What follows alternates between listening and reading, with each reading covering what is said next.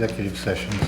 Okay, we have a motion from Mr. Kozlowski. Is there a Second. second? And a second from Mr. Rennemeyer to approve the agenda as revised. All in favor signify with yes, opposed no.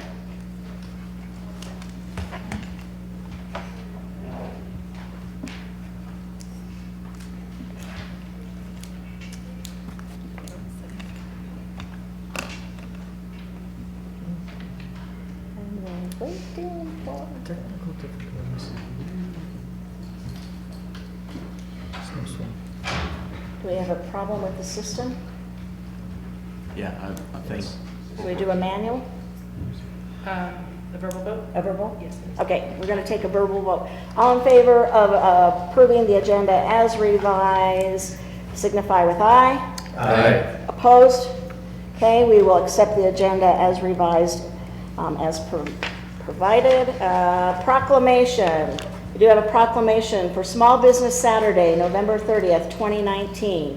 Whereas the government of Windsor, Colorado celebrates our local small businesses and the contributions they make to our local economy and community, according to the United States Small Business Administration. There are 30.7 million small businesses in the United States. They represent 99.7% of all firms with paid employees in the United States, are responsible for 64.9% of net new jobs created from 2000 to 2018.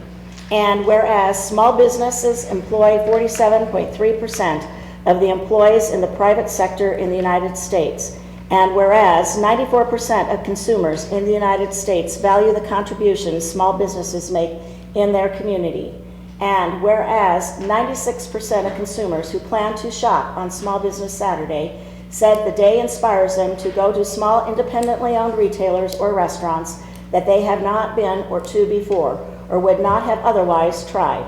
And whereas 92% of companies planning promotions on Small Business Saturday said the day helps their business stand out during the busy holiday shopping season.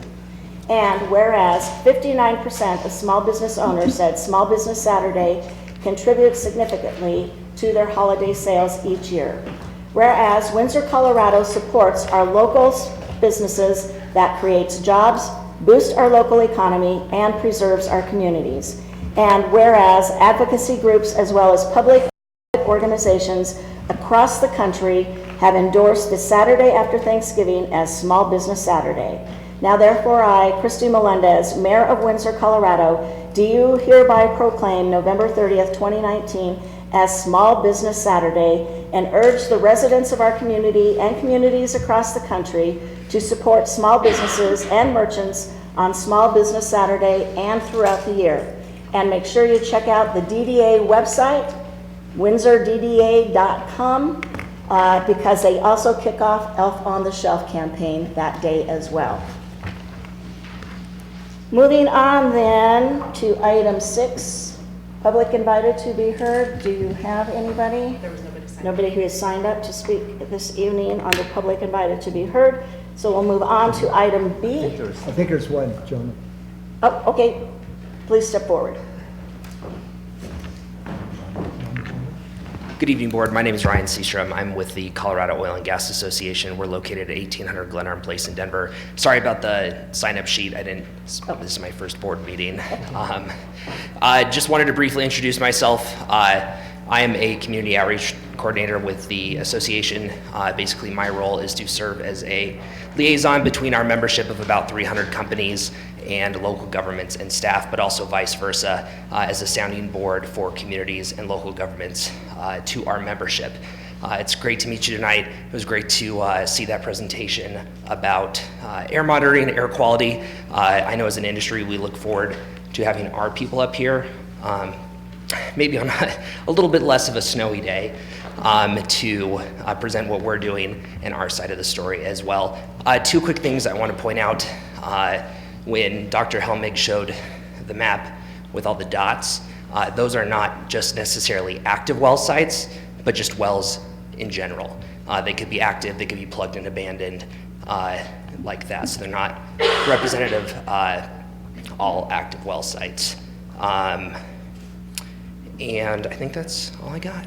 So I just want to introduce myself. I'll leave a few of my business cards here for y'all to have, and please feel free to reach out to me. Oh, What was your name again? Ryan Seastrom. So I'll leave my cards here. Has our office number, my email, as well as my cell phone. You can reach out to me at any time you feel like if you have any questions. Okay, thank you. Thank you very much. Is there anybody else who wished to come before the board under the public invited to be heard? Who neglected to sign up? Okay, then we will move on to item B, the consent calendar, under which this evening there are 10 items this evening. And I would look for a motion to approve the consent calendar. Madam Mayor, I move that we approve the consent calendar as presented this evening. Second. A motion on the floor from Mr. Rennemeyer with a second from Mr. Baker, approving the consent calendar as presented. All in favor vote yes, opposed no. Is your system working? Mine's not.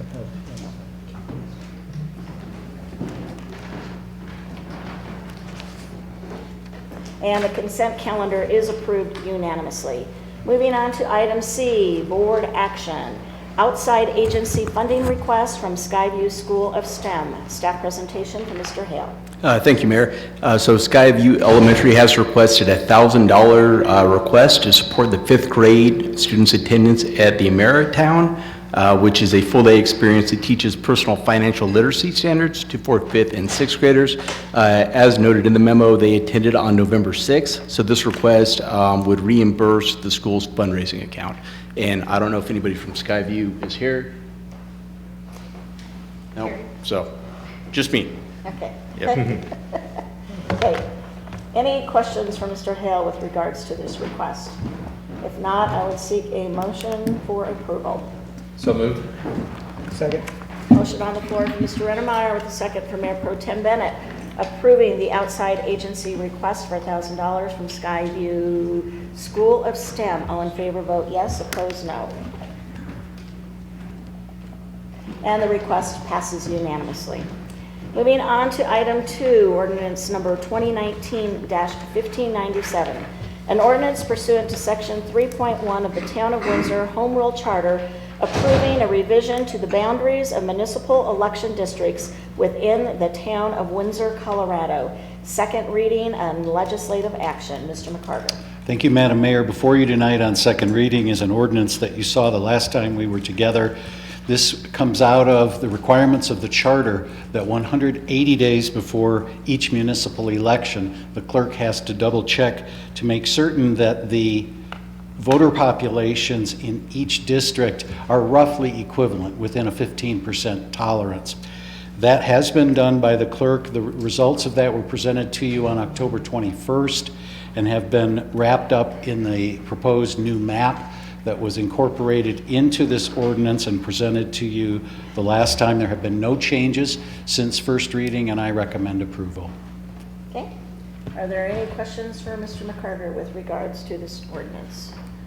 Seeing none, and it is second reading, is there anybody who wishes to come before the board on this item? Now would be the opportunity. Okay. Seeing none, is there a motion to approve? Madam Mayor, I move that we approve ordinance number 2019-1597. Second.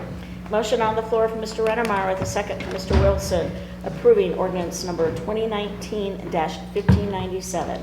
All in favor vote yes, opposed no. And the ordinance passes and carries unanimously. Moving on to item 3, ordinance number 2019-1598. An ordinance repealing subsection B of section 10-A-11-20 of the Windsor Municipal Code concerning the public consumption of alcohol within the public parks in the town of Windsor. Second reading, legislative action. Mr. Lucas will give presentation. Thank you, Mayor and Board. This is a second reading to remove the sunset clause in regards to the alcohol consumption law that we have in our park system today. You recall in late 2018, 3-2 beer went away, and this board allowed beer and wine with no glass containers in all of our parks with the exception of Chimney Park. There was a sunset clause at the end of this year in order to allow feedback from the police department as well as Parks and Recreation and Culture Department. I provided that at the first reading. There were no major impacts known from the police department or the Parks and Rec department. And our recommendation to you tonight is to remove the sunset clause from this ordinance. Okay. Are there any questions for Mr. Lucas? Okay, again, this is second reading, so this is the opportunity. If there's anybody who wish to speak to the board on this agenda item, this would be the time to come forward. Okay, so Mr. Lucas, in fact, then we, with certain guidelines, then this would be the allowance of certain alcohol beverages in parks, except for there are a couple of parks that are designated still non. Just one, which is Just one. Chimney. Diamond Valley was included there, but now that we don't own that park, that's not Okay. included. But you are correct. Okay, okay. And so with that, if there are no further questions, I would seek a motion to approve ordinance 2019-1598. Madam Mayor, I move that we approve ordinance number 2019-1598. Is there a second? Second. Motion on the floor for Mr. Redemeyer with a second for Mr. Wilson, approving ordinance 2019-1598. All in favor vote yes, opposed no. And the ordinance carries and passes unanimously. Moving on to item 4, a public hearing. A conditional use grant for a public utility installation including transmission lines and substation, Thornton Farm 24 property, the Avery substation. Nicole Corbe, Public Service Company of Colorado is the applicant, and Jennifer Chester, Tetra Tech, the applicant's representative. Quasi-judicial action, staff presentation will come from Ms. Malone, but first I would seek a motion to open the public hearing. Madam Mayor, I move that we open the public hearing. Second. Motion on the floor from Mr. Redemeyer with a second from Mayor Pro Tem Bennett to open public hearing. All in favor vote yes, opposed no. Public hearing is now open, and Mr. Kozlowski? Thank you, Madam Mayor. You have 2 public hearing items this evening that were presented at prior Planning Commission meetings. For the record, I want to point out as to each of those, in my capacity as a town board liaison to the Planning Commission, I was present at the Planning Commission meeting during which these items were previously presented.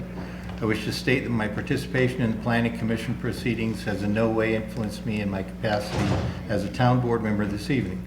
I'll make my decision and cast my vote on these matters this evening based solely on the evidence presented during the public hearings. Thank you. Okay, so with that, Ms. Malone. Thank you, Mayor and town board members. The item before you is a conditional use grant for the property of Thornton Farm 24. This conditional use grant is for a public utility installation including transmission lines and a substation. This application was reviewed in accordance with Section 16.7 of the Municipal Code regarding conditional use grants. These are uses that are allowed, or not specifically allowed by right in any other zone district. This application was before you on February 25th of this year. This item had many comments from the public regarding the location as seen here, which was closer to Weld County Road 76 and the Ross subdivision just to the south. This application was withdrawn on March 20th of this year, and the applicant resubmitted a new application on August 27th. And that location, the new location here, is approximately 1,500 feet north of County Road 76, 2,500 feet east of County Road 13, and 2,500 feet west of the this subdivision right here, or the Weld County Road 15 alignment. The entire property consists of 288 acres, and the applicant is proposing purchasing 10 acres from the city of Thornton, who owns the property, and the actual substation area will consist of 5 acres. The site is zoned residential mixed use, and the conditional use grant would allow for this use in this zone district.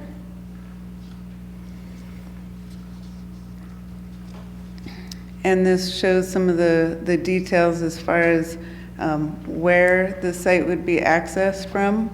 Here on 76, this road is about 1,300 feet to the north to the substation here. This is 5 acres shown here. One of the changes since the last application, there was concern about the how it would impact visibility and the impacts to site. The applicant has proposed a 50-foot buffer along Weld County Road 76, consisting of a variety of trees to help buffer the site. Rather than put the landscaping close around the facility, we felt it was best if the buffer was along here. Additionally, if the city of Thornton decides to develop, the site would be further screened by development.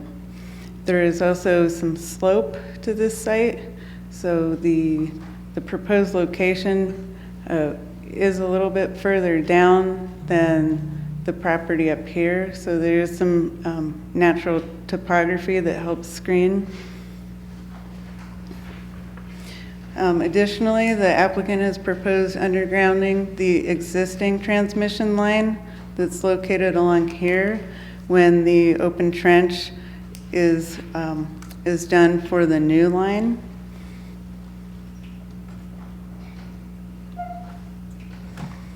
This elevation shows the height of the structure. The towers will range from 55 to 70 feet high. The transmission lines are between 100 and 135 feet in height. And this here showing a 600-foot length and a 500-foot width. And again, this is some information about the landscaping that is proposed. This is a combination of evergreen, deciduous, and ornamental trees. These will be in groupings along here, and more specifics will be provided in the site plan that they will be submitting, or actually they recently submitted the site plan for review that is currently under review. And these dotted lines here show an easement that is being provided for the landscape maintenance, because the property is owned by the city of Thornton, and Excel will be maintaining that landscape buffer. And this shows more of the details of that buffer. So this application was reviewed in accordance with the code for conditional use standards. Here are the 9 criteria, including the character, physical appearance. The applicant has tried to mitigate visual impacts to the best of their ability. Storm drainage will be addressed with the site plan, and a grading, erosion control, sediment plan will be a requirement. And again, planting screens and general compatibility to the best of their ability. Again, this application is due to the immediate need of power in the area, and the applicant has some information to share on how they determine to locate at this site and the need of the community. Adequate parking, loading, and circulation has been provided. There will be 2 employees that will sometimes visit the site. There will be no one located there permanently. This conditional use grant does not have a time period, as this is a long-term use. Notifications were done for the properties shown here in the yellowish green. This includes properties within Weld County, There are some in Severance as well as Timnath and some in Larimer County.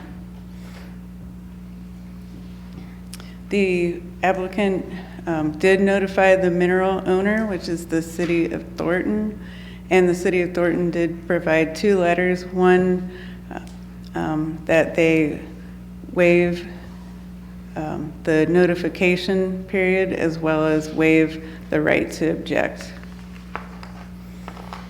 At the November 6, 2019 Planning Commission meeting, the Planning Commission forwarded to the town board a recommendation of approval on the conditional use grant with the following conditions.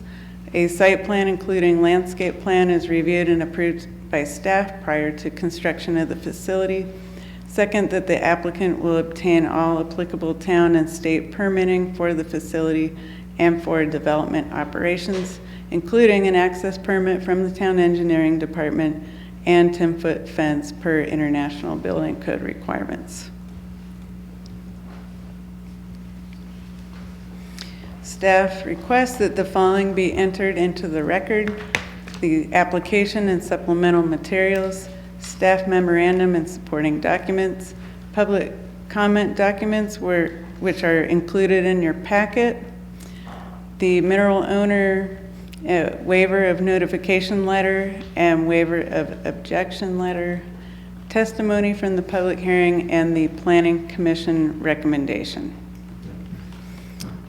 And just as a reminder, these are the items within the code for the conditional use standards and requirements. I'm happy to answer any questions, or I'll turn it over to the applicant for their presentation. Are there any questions for Ms. Malone? Yeah, I have a Mr. question. Baker? In terms of the fencing, it's chain link. Was there any consideration for more decorative or brick fencing?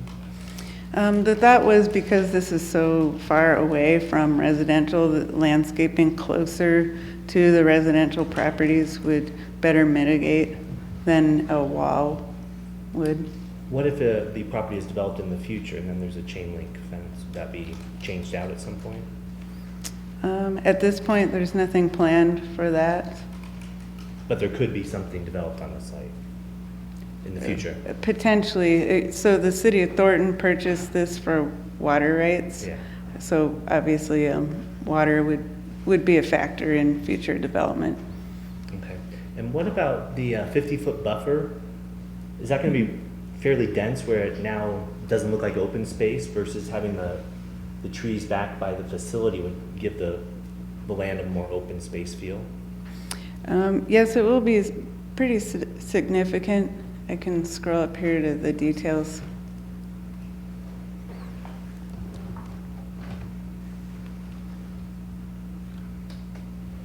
We can zoom in. So,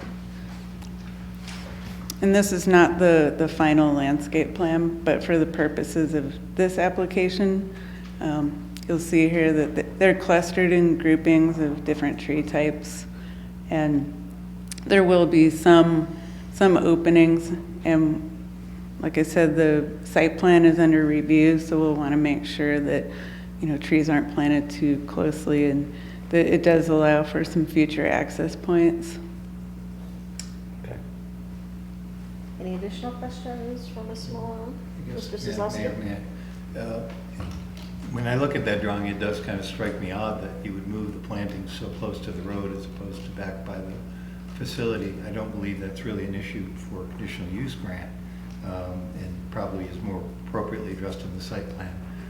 But I would kind of almost urge that the applicant give some consideration to what would be best for screening without blocking the open space views of those who are living across the street.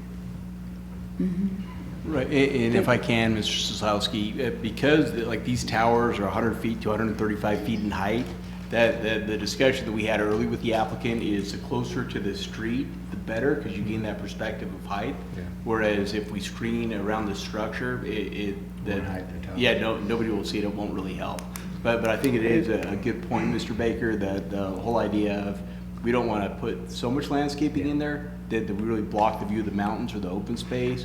And so we have had those discussions as well with the applicant, and they're just trying to, you know, kind of meet all of our demands, which are, let's block the station and let's keep open all of our view sheds, which are a little bit untenable. So, and I think they also have a picture of what like a stem wall or some kind of wall would look like around the structure. I think they've got something to show the board to where you'll see that it's such a distance, I don't think you can pick it out. Okay. Thank you.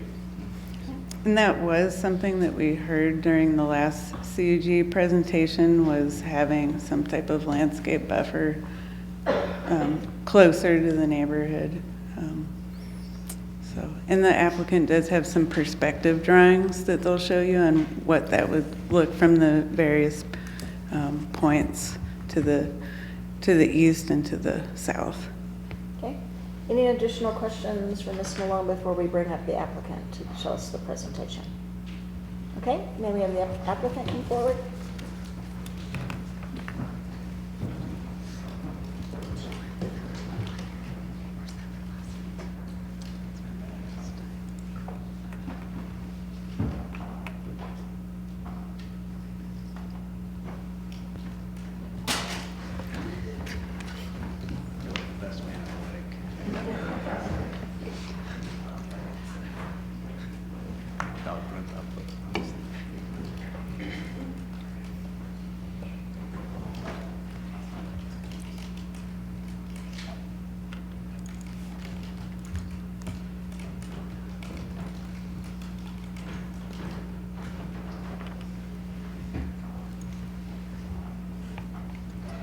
All right, thank you. Good evening. I am Jennifer Chester. I work for Tetra Tech, a consultant to Excel on the project.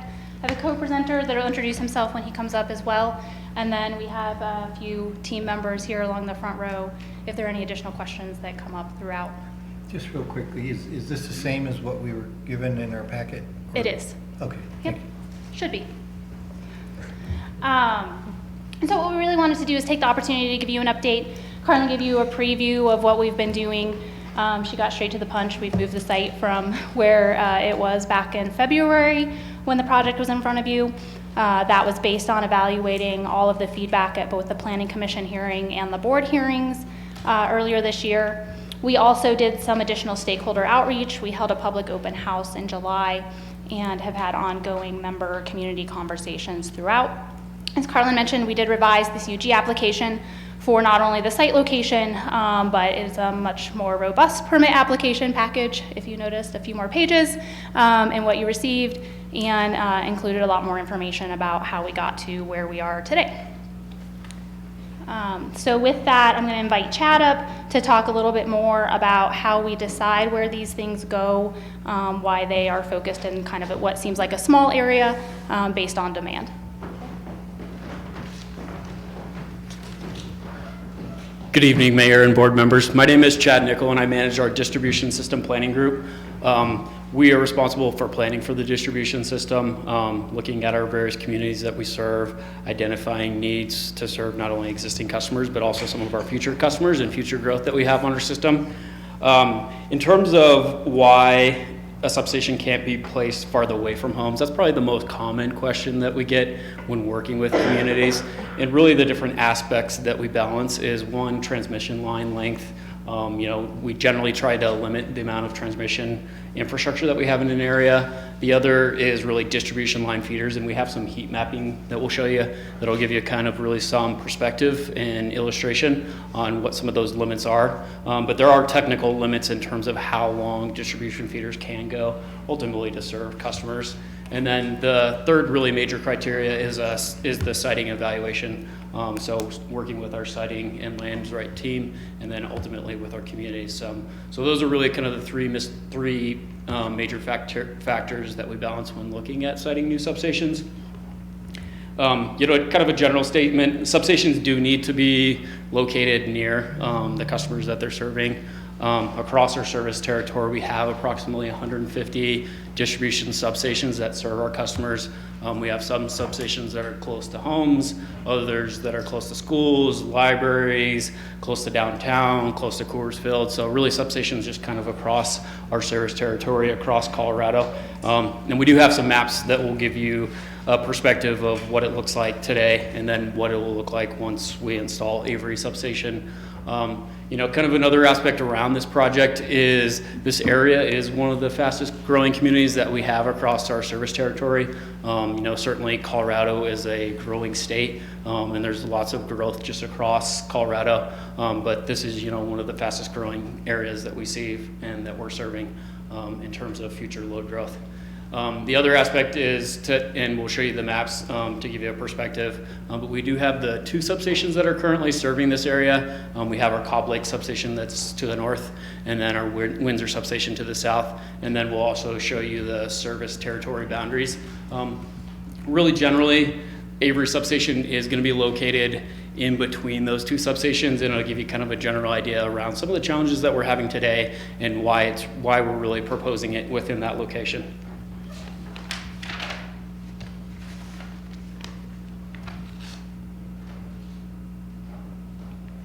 Okay, so we do have the 2 substations that are serving this area. So I'll walk you through the left slide and the different colors that we have. So really that lighter gray color is Poudre Valley REA service territory. So service territory boundaries were established decades ago. They don't really change too much. So we don't serve the entire community, but it'll give you kind of a perspective on which parts of the community we do serve and other parts that we don't serve. The purple color is the area that we currently serve out of our Cobb Lake substation, and then you can see the kind of lime green color is the current area that we serve out of our Windsor substation. So Windsor substation right now, kind of to that northern part, extends up into the Roth communities, the Northwest Estates communities, and then the purple color extends over to Harmony and Ridge and some of the more newer developments. Some of the challenges that we've been having are really kind of in those areas. It's really kind of in between. Some of the outages that we've been having are in those during the summer are in those areas. Some of the power quality, low voltage issues. We've gotten complaints from customers in the area with their air conditioning units not working during the summer, dimming of lights. They see their fans are spinning a little bit slower than they should be.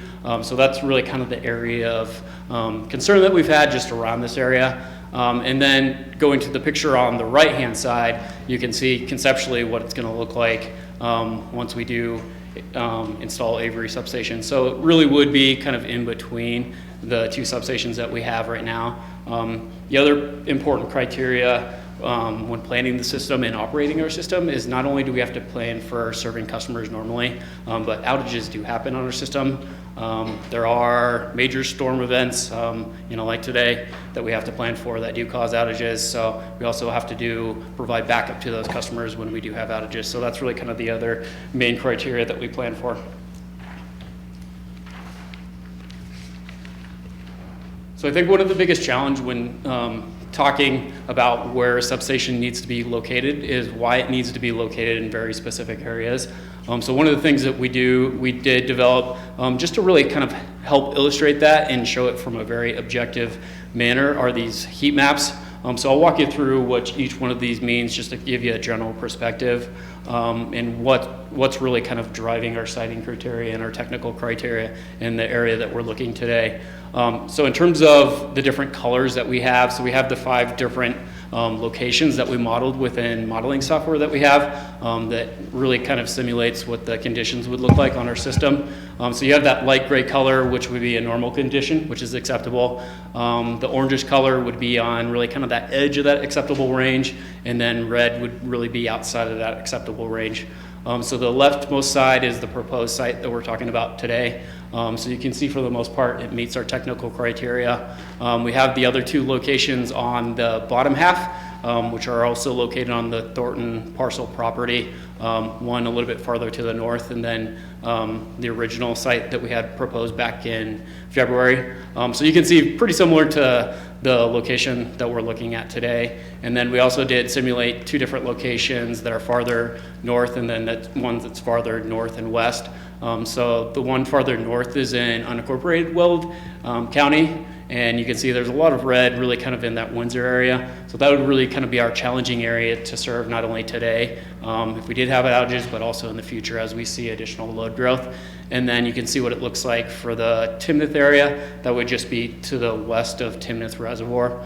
So really kind of our challenges around that area would be if we did have outages, how we would provide back up to the town of Windsor. And then also you can see some of that red kind of around the Severance area.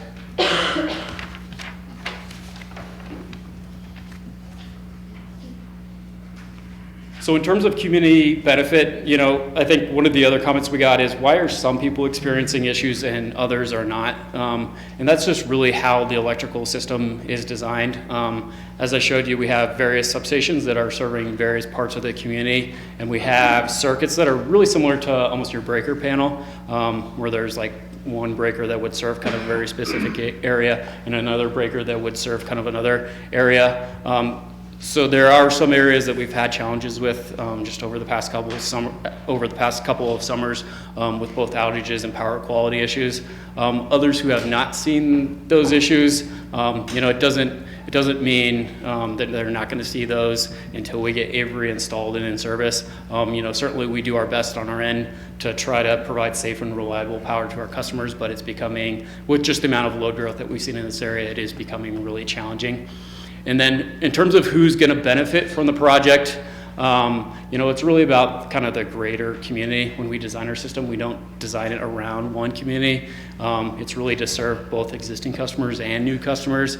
So, you know, it's really going to benefit not only existing customers that we have in Windsor and Timnath and Severance, but then also some of the future load growth that we have planned. So I'll pause there and I'll pass it back to Jen. Thanks, Chad. So as we've talked about moving the substation location on the Thornton property, that was an ask earlier this year, and we have taken an extensive look at that over the last few months.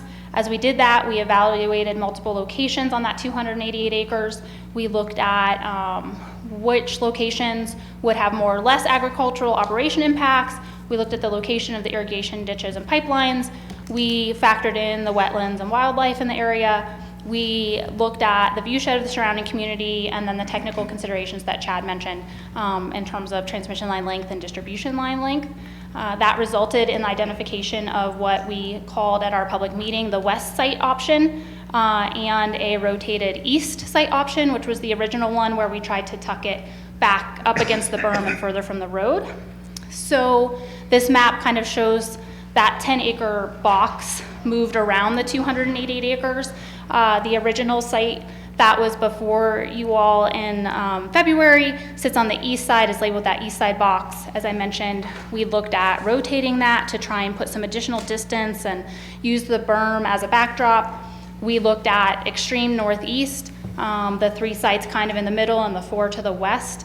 Each of those had different factors that we looked at. As we moved to the northeast, for example, that put it equally as close to the Northwest Estates neighborhood as what the original site was to the Roth neighborhood. It puts it closer to Lee Lake and the wetlands and the trees up that way. As we kind of go to the middle section, also close to Lee Lake, impact to irrigation ditches and pipelines in the middle, the same as the one to the south. Our west site is the one we're going to spend more time talking about this evening, and then the other 3 to the west. The one closest to Weld County Road 76 there was by far the closest, and then we get closer to some of the other roads and homes to the west. So we looked at carrying the west site forward as part of our public outreach along with that rotated east site. The public open house held in July was the 4th project public open house. We invited 1,700 folks by postcard in the surrounding communities, neighborhoods, whether that be Severance, Timnath, Windsor, to meet with us, learn more about the project, and provide comment. We had 18 staff representatives there to answer technical questions and speak with the public. We had 42 folks sign in. Some of those had others with them that didn't sign in, but we had around 50 folks. And then we've been in contact with an additional 75 Windsor businesses and other 35 people through meetings and phone calls since then. The project website was updated around that time with all the materials for those who couldn't join us at the open house, and provided a hotline and email dedicated to the project for folks to reach out with questions.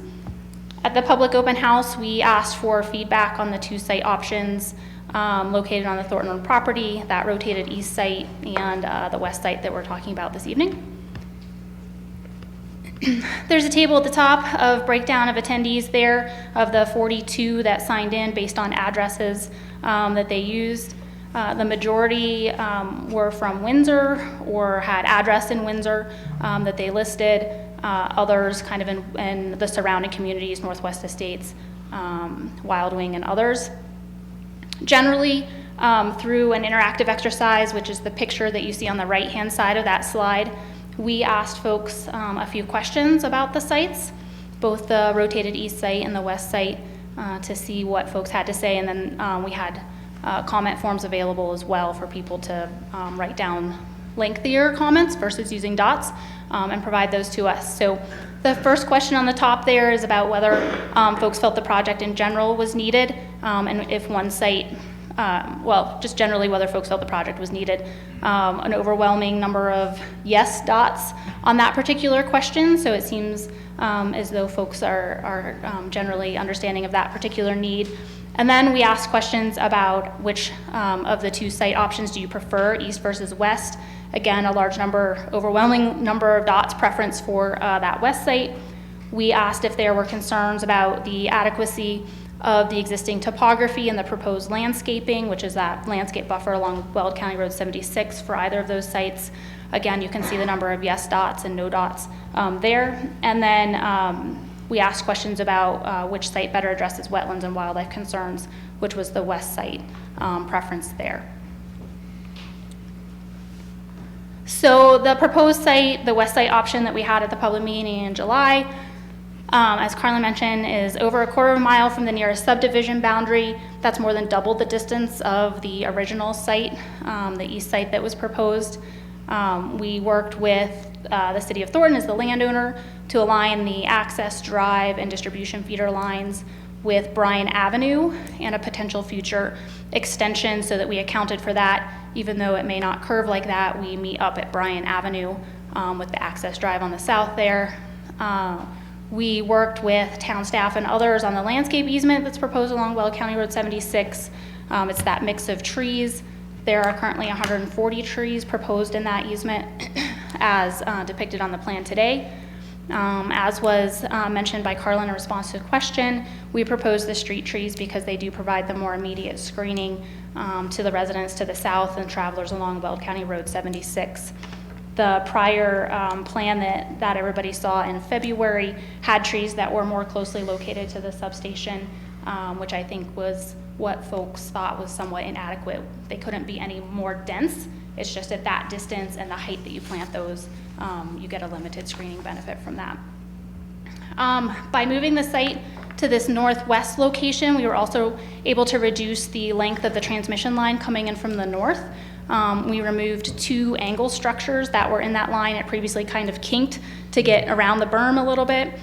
Those angle structures are, if nothing else, a little wider, potentially taller depending on what it's trying to do. So we were able to do that by moving the site. And then this site location does have some benefits in terms of topography, both in its position lower than the Northwest Estates neighborhood to the east. It's behind a hill that kind of blocks the view from Ridge and somewhat from the Roth neighborhood. Visual mitigation, we've talked about kind of moving it and the distance and topography helping, and we'll see that in some of the photo simulations. We are undergrounding all new distribution feeders that come out of the substation, and in addition, from essentially Bryan Avenue to the west to County Road 13, Weld County Road 13, that existing distribution line will be placed underground while that trench is open. To the question about the wall and whether that was considered, that was definitely something we looked at as part of our visual mitigation proposal for the project. We wanted to be careful that large high walls would be somewhat inconsistent with the surrounding community, and they often draw much more attention than shorter walls. And then in addition, as we moved to the site, that distance and topography really didn't have an added benefit from that wall. And when we look at the simulations, we can kind of see where the fence is and get a sense of how much it would actually screen. The street tree concept mentioned that being closer to the street, certainly consistent with the town landscaping requirements, and also is fairly consistent with the landscaping in the surrounding communities, and we'll see that in the simulations a little bit more as well. So as we step through this, what we tried to do with the landscape plan is complement the mature vegetation that exists in the surrounding area. Certainly around the wetland, the Roth neighborhood up in Northwest Estates, there's a lot of established vegetation. There's some on the 288 acres kind of in the middle of that Thornton property. And then there's new plantings at the Ridge at Harmony, and Wild Wing is up off the map. My numbers want to get ahead of us, that's okay. So as I mentioned, the site proposed today sits lower than the Northwest Estates neighborhood to the east. Those are 2-foot contours that you see there, with kind of the green being, well, actually the red on the berm being the tallest point on the site, or the highest point going to the lowest to the northwest. The hill that I mentioned is where that number 3 sits on that drawing. And so the elevation goes down towards the site beyond that, and then down towards Weld County Road 76 on the south side of that. 140 new trees. Those are not 140 trees just for the sake of a large number. The landscape architect that worked with us on that certainly took into account the size and mature height and width of those. We did try to plant them in groupings so it didn't look like a juniper hedgerow going down Weld County Road 76. As we see those in a complement to the Roth neighborhood and Ridge neighborhood screening, we'll see that you start to get kind of a tree-lined avenue, almost sort of feel with that proposal. And as I mentioned, the existing distribution line to be undergrounded is in that orange line there from Bryan Avenue to the west. So everybody's favorite part are the simulations. Maybe there's my favorite part. But the top view is what it looked like at the time of these photos. Some of them were May and some were June of this year, and one was a little bit older. You can see the existing distribution poles there that are highlighted that will be placed underground. And then we have on the bottom image to the left, you can see the substation. The very, very tippy top of the 10-foot fence kind of peeks out there a little bit. And so to replace that with a wall would be not very advantageous in terms of screening anything. The trees that you see there are simulated using 5 years growth. So as you can see, even though there's a large number of them, it's covering a large distance along Weld County Road 76, and they wouldn't kind of grow towards each other and screen extensive amounts of views like the mountains for a long time. On the right-hand side of that image, you can see the trees that front the north side of the Ridge neighborhood. And so you see kind of, I think, that complement of tree lined on both north and south of the road. And this is taken from the entrance road to Harmony, to Ridge, excuse me. So as we move kind of counterclockwise around the project, this is from a road within the Roth subdivision towards the eastern side of that neighborhood. There is a distribution pole far to the left that will be undergrounded that is pointed out. The mature vegetation that exists on the south side of the road are those clumps of trees there. Some also you can see in the left third of the upper image, complemented by additional plantings there. You still see through those trees the mountain view and beyond, and then the open view of the berm and some of that existing land there. This is a slightly older photography or photograph obviously not taken during the growing season there.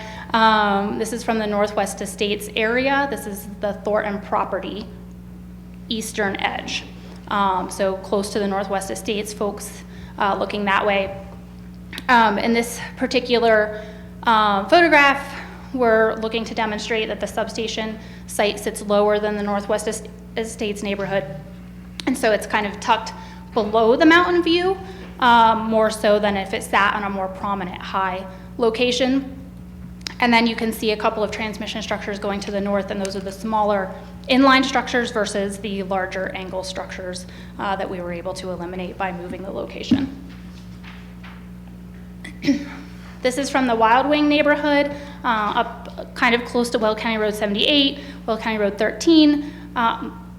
A lot of things in that view already, the lift station, existing vegetation, terrain, et cetera. It's in there kind of behind the trees, hard to see. This is a little further south, the Timnath Reservoir area there. Again, you can kind of see the substation peeking out to the right of the tree that sits in the middle of the bottom image. Terrain, again, and existing vegetation working to screen this from that location. And this is the final simulation. This is the Harmony Golf Club neighborhood area down there to the southwest, pretty far away. In that particular location, this is a trail within the neighborhood. Hard to pick out the substation among the other things that are visible there, distribution lines along the road, things both Weld County Road 76 and Weld County Road 13, trees, and then the ridge homes that have been constructed. So in terms of wetlands and wildlife, we spoke a little bit about the fact that it avoids the wetlands. None of those features cross the wetland associated with Weld County Road 76, and that was a factor along Lee Lake as the sites that were potentially along up near Lee Lake, reasons we didn't move that direction. There's been ongoing project coordination with Colorado Parks and Wildlife, who did not feel as though there would be any long-term impacts to wildlife resulting from the project, including the currently proposed site. In coordination with them, it's been determined that the transmission line going north out of the substation up to Weld County Road 78 would be marked with bird flight diverters to reduce the potential for avian collisions. Previously, there was discussion about electric and magnetic fields, EMF. We wanted to make sure folks knew that the project is subject to regulation by the Public Utilities Commission. One of the things that is required as part of the CPCN, or Certificate of Convenience Public Necessity, is that an EMF study has to be submitted for the project, and it was determined to be reasonable.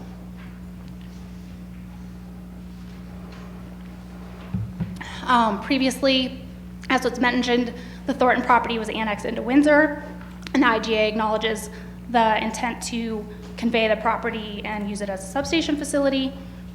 The residential mixed-use zoning district provides for development of mixed land uses, this being a conditional use approval for that.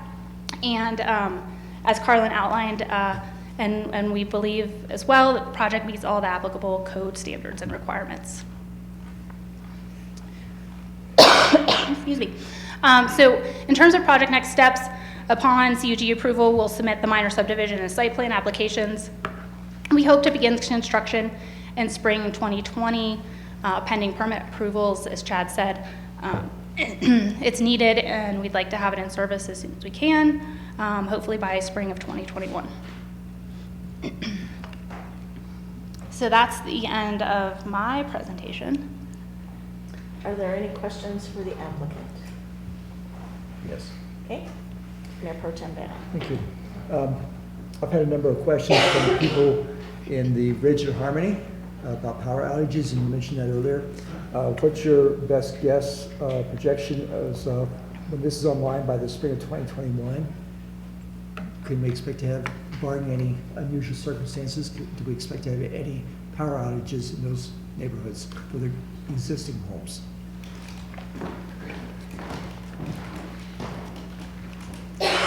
So I think there's a couple different causes of power, or there's many causes of power outages. So I think the substation is not going to prevent any type and every type of outage that could happen. If a car is going to run into a pole, regardless of the substation being there or not being there, there's still going to be an outage. But the big thing that this is going to do, that some of the experience that we've had, just some of the communities just around this area, are related to the growth and the load that we have on our system. Some of the examples that we had, I think the power outage that those communities had was back in like June or July, I forget exactly when. But yeah, this substation would have prevented that outage. The outage happened because the amount of strain on the system, that's really what caused that outage. So with this substation in place, it certainly would have prevented that outage. The other benefit from a reliability perspective, a lot of our distribution feeders have more customers than they were really designed for. So when we do have an outage, it impacts more customers than we typically would like to see. So the other piece that it'll do, it'll reduce the number of customers that are on an individual feeder. So when there is an outage, it won't impact as many residents just kind of around the greater area. Thank you. Yeah. Any additional questions? I do have a question. Is the applicant agreeable to the recommendations as came out of the Planning Commission? Yes, absolutely. Okay. Okay. If there are no further questions from board members, this is the public hearing, and this is the opportunity for those that wish to come and speak before the board on this topic item. This would be the time to do so. Come once you are recognized, state your name and address for the record, and then you have 3 minutes. Thank you, Madam Mayor. Mike Mitchell, I live at 6771 Stephen, which is Roth subdivision. It's the northernmost road. I'm about 200 feet south of 76. And I'm just going to repeat what I said to the Planning Commission. And there's a whole bunch of people that need a huge thank you on this. There had to be tons of work went into this, and some give and take, hammering out the location that we have now. But yeah, really nice.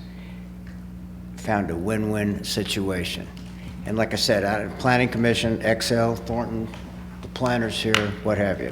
Anyway, I'll just drop that at that. One other thing about Avery-type substations and big developments like Harmony Ridge.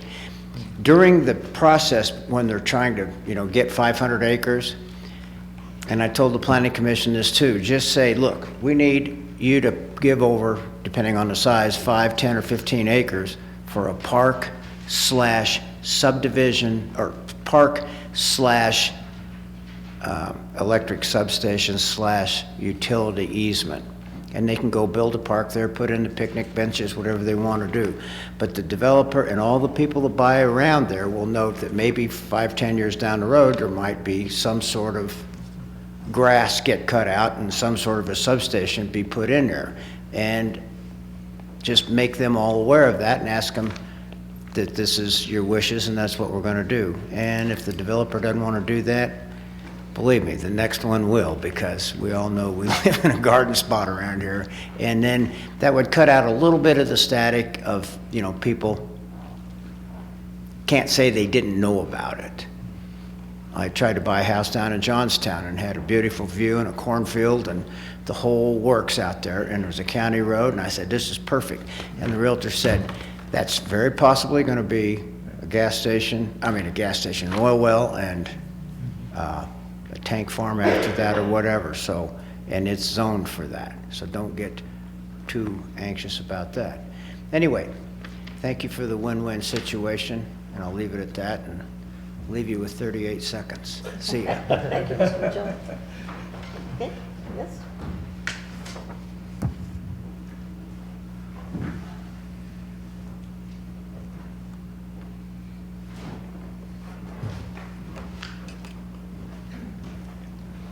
Good evening, Mayor and Town Board. I'm Marcia Mayetta, 6711 Stevens Street, Ross Subdivision.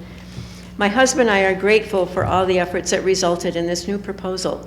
Thanks go to you, Mayor Melendez, and the board for recognizing the previous site's failure to meet standards for a conditional use grant and for prompting its reevaluation.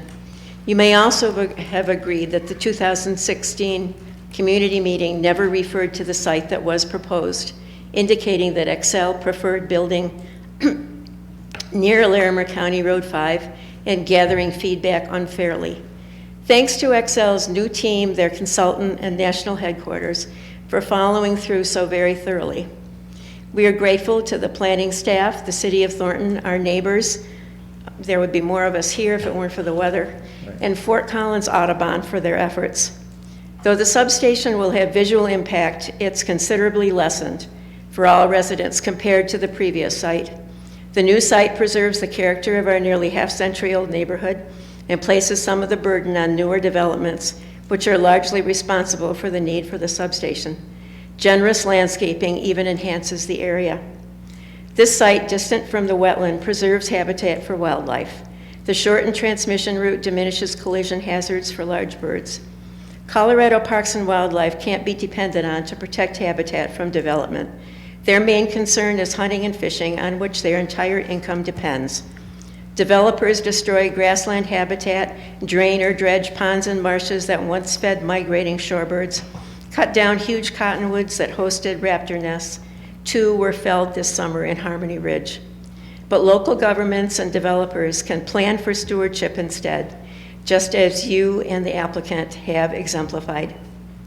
Since Excel could find no other available and suitable property, and if the board finds that the proposal meets CUG qualifications, this much improved site is acceptable and worthy of your approval. Thank you. Thank you, Mrs. Maeda. Next.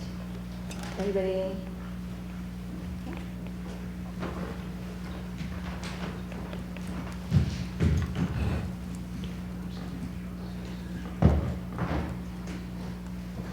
JD Roybal, 224 North 6th. This has been a long and arduous event, I can tell. This involved Timnath and the town here. I'd like to recognize the planning department, as a matter of fact, everybody here, because I really appreciate how this has turned out and the patience that it took to do this. Sincerely, thank you. It is quite acceptable. And seriously, thanks to the planning department. Thank you, Excel. Thank you, Mr. Garber. Anybody else who wishes to speak during the public hearing, now would be the time. Okay? Any final questions from town board members? Seeing none, I would seek a motion to close the public hearing. So moved. Second. Motion on the floor from Mr. Rennemeyer with a second from Mr. Soslavsky to close public hearing. All in favor, vote yes. Opposed, no.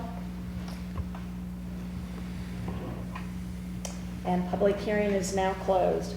Moving on to item 5, a conditional use grant, CUG, for a public utility installation, including transmission lines and substation. Thornton Farm annexation, the Avery substation. Nicole Korb, Public Service Company of Colorado, the applicant, and Jennifer Chester, Tech, the applicant's representative. Quasi judicial, Ms. Malone, anything further to add? Nothing further. Okay, we have everything we need. That meets for the record, Mr. McCarter? That's correct. Anything further from any town board members? Mr. Baker? I would just echo the sentiments, thanks to the staff and Excel and Thornton and the residents. They showed up and really stuck with it, so thank you. Anybody else? I too want to echo the sentiments that we've heard in the chambers this evening, but I mainly want to reflect the importance of that your voices are heard and your voice does count, and I think that this is exactly that kind of instance that demonstrates that when we get folks who come together, we can find amicable solutions for all. So with that, I would seek a motion. Madam Mayor, I move that we approve the conditional use grant for the public utility installation, including transmission lines and substation. Second? Motion on the floor from Mr. Redemeyer with a second from Mayor Pro Tem Bennett to approve the conditional use grant for the Avery substation. All in favor, vote yes. Opposed, no.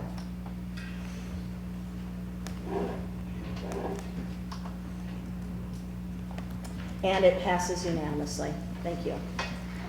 Moving on to item 6, another public hearing. But before we go into that public hearing, I would like to recuse myself this evening for this particular item and the series of items to follow, as the current applicant on this item has made a contribution to my current campaign efforts.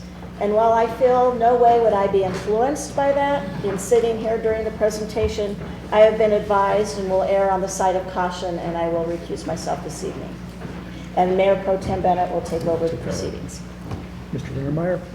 Yes, I'd also like to recuse myself from this next item. I happen to live in the subdivision that's of concern here, or of topic on the agenda this evening.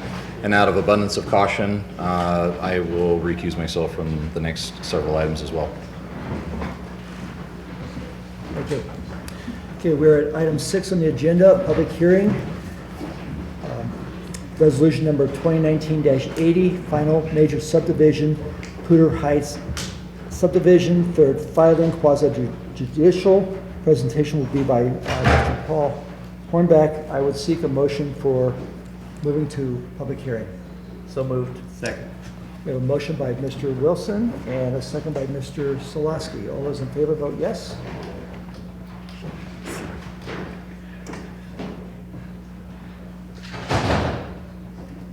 Passed unanimously, 4-0. Mayor Pro Tem, if I may, Yes, just sir. quickly, I did state my disclaimer Yes. earlier as to a public hearing. I just reiterate that disclaimer now. Thank you. Do you need to read the whole thing, or Sorry? don't need to read the whole thing? Okay. Mr. Hornback, please. Thank you and good evening. This major subdivision has been reviewed in accordance with Article 4, Chapter 17 of the Municipal Code. The property is located northwest of the existing Poudre Heights neighborhood and northwest of the Poudre Heights Park. The property is approximately 92 acres and is zoned residential mixed use, or RMU. The property was part of the Poudre Heights Master Plan, originally approved in 2003 by the town board. That master plan included 586 units, and as well as street connections that are consistent with the current proposal. That master plan included 163 lots that have already been built out in the existing Poudre Heights neighborhood, as well as 423 lots in the current proposal under consideration tonight. The master plan was again amended in 2015. The purpose of this was to relocate the multifamily land use from the central and northern portions of the site to the eastern portion of the site, as well as to reorganize the internal road network. However, the connections to surrounding streets remained the same, and the density actually went down slightly with a little bit less unit or lot count. The proposal tonight includes 393 lots, of which 266 are single-family and 127 multifamily. The single-family lots are a minimum of 6,000 square feet and an average of around 8,300 square feet. There are, again, 127 multifamily lots that will be home to 2 to 4 unit townhome type buildings. There are 14 acres of open space, private drives, utility and drainage tracts, as well as 1 tract for a possible future clubhouse, 19 acres of right-of-way dedication and extension of the B.H. Eaton Trail from the Poudre Heights Park up to the existing Poudre River Trail. The existing Poudre Heights neighborhood has 2 points of access, River Place Drive on 7th Street, as well as Green River Drive on New Liberty Road. The proposed third filing will add 1 additional access point to the surrounding roadway network by connecting to Merlin Lane, which then connects to New Liberty Road. The internal street network will extend River Place Drive, Green River Drive, and Yampa Drive from their existing terminus points into the proposed development. Additionally, there's a property to the southwest, immediately southwest of the third filing, which is essentially a landlocked property which has no direct road access. This development would stub out 2 streets to provide future access for any development that may take place in the future. And that's the 2 smaller red arrows on the map. At the Planning Commission hearing, there were 2 homeowners who expressed concern about the Merlin Lane connection. into the third filing and potential increased traffic into their neighborhood in Hilltop Estates. I do want to point out that the Hilltop Estates subdivision plans did show this connection when it was platted, as well as the fact that Merlin Lane was stubbed out to the property boundary in anticipation of this future connection. Additionally, the Poudre Heights master plan dating back to 2003 showed this connection for in anticipation of the build-out of Poudre Heights. Connection with Merlin Lane is also consistent with the direction and goals of the comprehensive plan, as well as the draft transportation master plan, which focus on having a highly connected street network that provides more connections to disperse traffic rather than funneling traffic to a limited number of streets. In this case, River Place Drive and Green River Drive would both see increased traffic if the Merlin Lane connection were not completed. Additionally, maintaining roadway connections is especially important in this case with Poudre Heights due to the surrounding constraints with the Poudre River to the north and associated floodplain limits or prevents any connections to the north, as well as the planned rain dance golf course to the west, which prevents connections that direction. There have been recent developments facing similar concerns from neighbors with connections and increased traffic in their neighborhoods. The town board has been consistent in requiring those connections to enhance the overall transportation network. Recent examples include Steeplechase Drive extending from Fairgrounds to County Road 5, as well as just to the south of here, South Hill second filing subdivision and the connection through Hilltop Estates. There were also neighbors present at the Planning Commission who expressed concern with overall traffic volume internal to the existing Poudre Heights neighborhood with the proposed development. The traffic study completed with this proposal did indicate that the traffic levels would be within an acceptable level with one exception, and that being the River Place Drive intersection with 7th Street. That intersection currently does experience some delays and functions at a level of service C. With the completion of the proposed development by 2023, that intersection is anticipated to function at a level of service D or F, with delays up to 51 seconds during the morning peak hour. The municipal code does require all developments to maintain a level of service D or better. So improvements to that intersection would be required with this development. However, there are constraints with the floodplain that limit any vertical improvements. So something like a roundabout or a channelized acceleration lane with a median would not be possible due to the floodplain. So the only solution that's really been identified as feasible is a traffic signal. In normal circumstances, a traffic signal would only be installed if traffic warrants are met. The warrants include things such as minimum traffic volumes, presence of school crossings, crash history, and other criteria. In this case, it's unclear if those warrants would ever be met. However, again, the traffic signal is seen as the only solution to provide a level of service D or better with this development. An applicant is typically responsible for 100% of improvements needed to serve a development. In this case, since the existing first filing contributes to some of that traffic, an equitable solution is seen as prorating it based on number of total lots.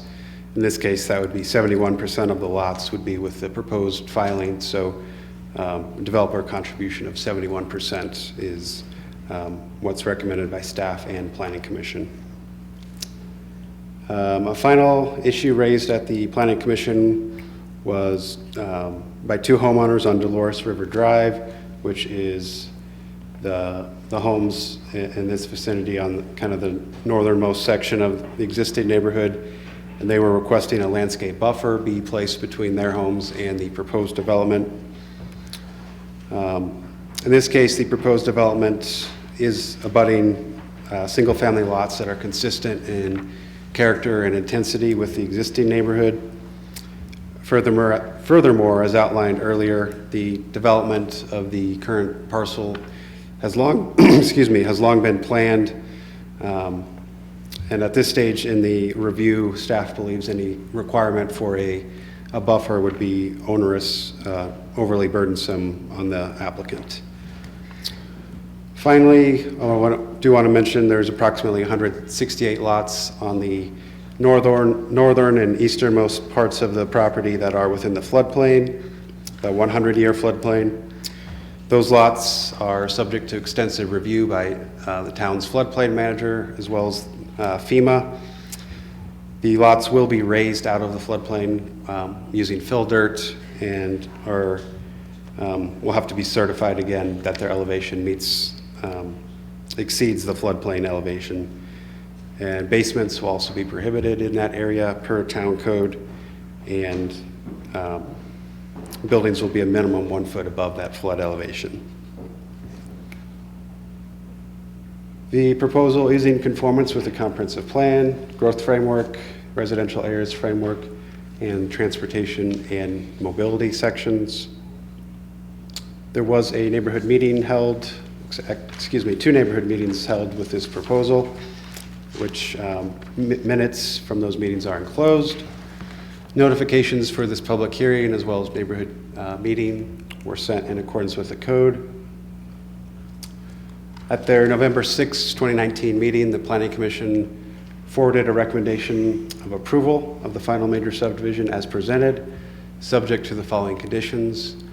Number one, the applicant shall contribute 71% of the cost towards construction of a traffic signal at the intersection of River Place Drive and 7th Street, with the town paying the remaining 29%. And number two, all remaining Planning Commission staff comments shall be addressed. Staff requests the following be entered into the record: application, supplemental materials, staff memo, supporting documents, testimony, and recommendation. I do want to note the applicant is present, and also the subdivision approval considerations are before you as well as you consider this item. Does the board have questions for Mr. Hornbeck? Mr. Wilson? A quick question. There are oil and gas operations just to the west and north. Is it safe to say these meet all the current setback requirements? They do, yes. Okay. I have a question regarding River Place and 7th, the potential intersection, or the intersection there with the potential light. Would you, if you put a light there, do we still need to have that Merlin Lane, or was the D or F result including Merlin Lane already in there?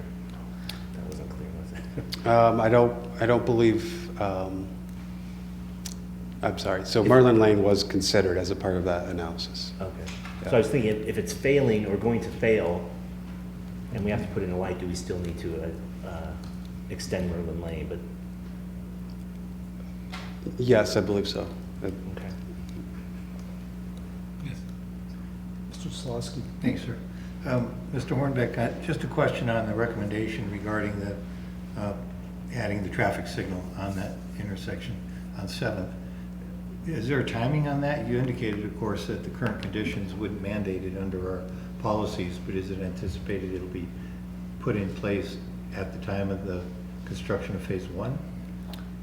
I think the payment would be required prior to the first building permit being issued. The timing for the construction, I think, would depend on, since the town has a contribution, budgeting the capital in the budget for that, as well as monitoring traffic. So the 71% would be deposited in town based on current costs of a traffic light? Correct. But if we put it in 3 years from now, when the cost is a lot higher? That could be a situation, yes. Okay. Mr. Baker. On the west side of the property is a access road. Is that ever planned to be a real road at some future point? Is it, The one kind of following the property boundary that you're I referring think to? there was one, like for the, isn't there oil and gas, like, Oh, yeah, so that's, I believe it's off of this property and on the adjacent property. so it's not part of a future master road plan for us? Correct, it's not. And then what are those two, can you explain those two double arrows? Yeah, so there's a property in this vicinity it currently takes access from kind of an unimproved dirt connection to Merlin Lane. That connection wouldn't really serve any development. It's not suitable. So the Poudre Heights development would stub out 2 streets to allow future development. But there's no benefit for getting out of the neighborhood that way? Correct, because there's further properties down here that don't connect.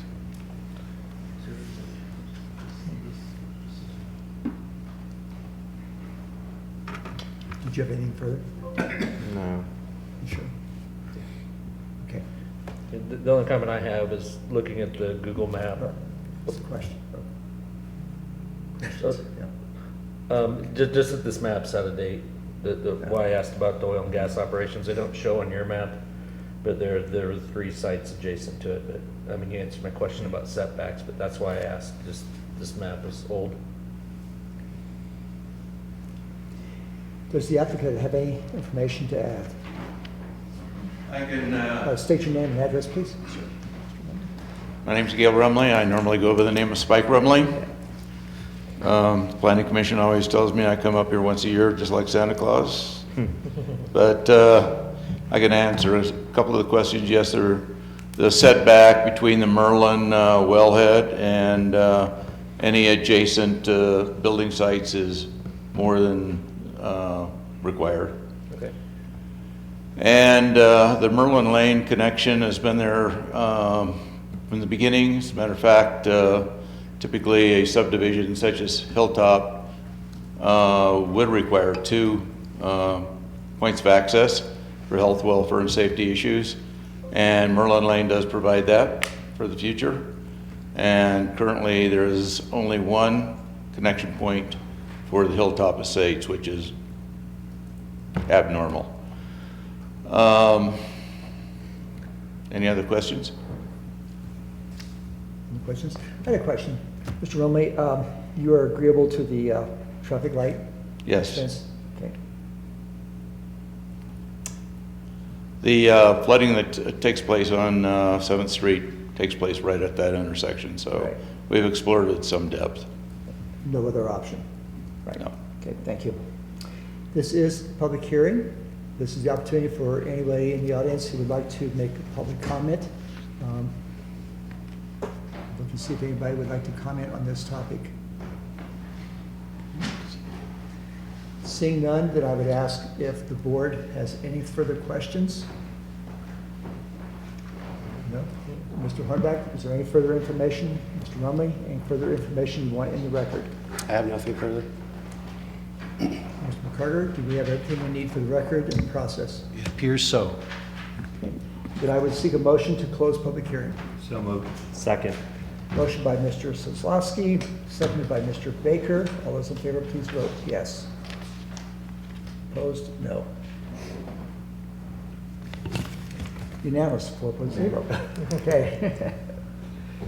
Okay. Should we leave them back there? I think they have to. We have to. Yeah, we have to. They do need to stay And back then there. all night. Yeah, Yeah. they need to stay back there. We don't need it. Right. Item number 7 is resolution number 2019-80, a resolution approving the final master subdivision for Poudre Heights subdivision. Third filing, I would seek a motion for approval of the resolution. Did you have any? I have nothing further. Mayor Pro Tem, I Yes. move that the board adopt resolution number 2019-80. Second. A motion by Mr. Soslowski, second by Mr. Wilson. Any further information? No, sir. Mr. Carter, we have everything we need for the record. That's correct. Then we will proceed to a vote. All those in favor, please vote yes. Opposed, no. Resolution passes 4-0. We are now on to item number 8, resolution 2019-81, a resolution approving a final site plan for Pluto Heights subdivision, Mr. Third filing, quasi-judicial, presentation by Mr. Hornback. Thank you. This final site plan has been reviewed in accordance with Article 7, Chapter 17 of the Municipal Code.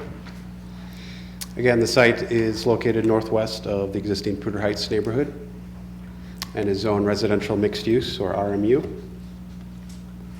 The site is the easternmost portion of the Pluto Heights third filing. It consists of 127 townhomes, along with HOA maintained open space and a mix of 2, 3, and 4 unit buildings. Driveway access is provided off of private drives. Each unit has a 2-car garage. There are an additional 20 off-street guest parking spaces, as well as adjacent parking on public streets for up to 135 cars. Each unit includes a small yard. The building elevations feature a maximum building height of 28 feet. They are generally 2-story buildings with 1-story features as well. There are predominantly pitched roofs with varied roof lines. Primary finished materials include brick and stone veneer, fiber cement lap siding, and hardboard wood siding with stucco finish. There are a number of different building elevations, although they're all generally consistent. So I'll just quickly scroll through them.